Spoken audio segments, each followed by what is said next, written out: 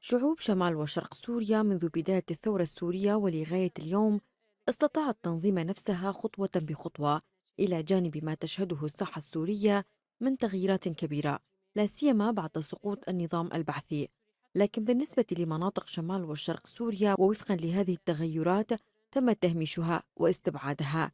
التغيرات التي تجري في سوريا تجلب معها تقسيما للبلاد بشكل صريح. النظام الديمقراطي في شمال وشرق سوريا جاء نتيجة لثورة كبرى وتضحيات كبيرة ودماء الشهداء، لذا يتطلب من الحكومة الانتقالية في دمشق عقد لقاءات جدية مع الإدارة الذاتية وتحقيق اندماج حقيقي.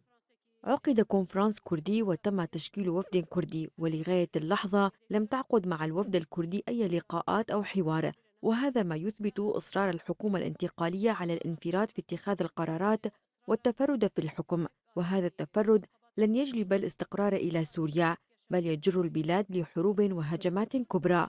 ومن أجل ذلك نطالب بعقد لقاءات مع الوفد الكردي من جهة ومع وفود الإدارة الذاتية من جهة أخرى، لتحقيق اندماج حقيقي ووجود حقيقي عبر دستور جديد وقوانين جديدة.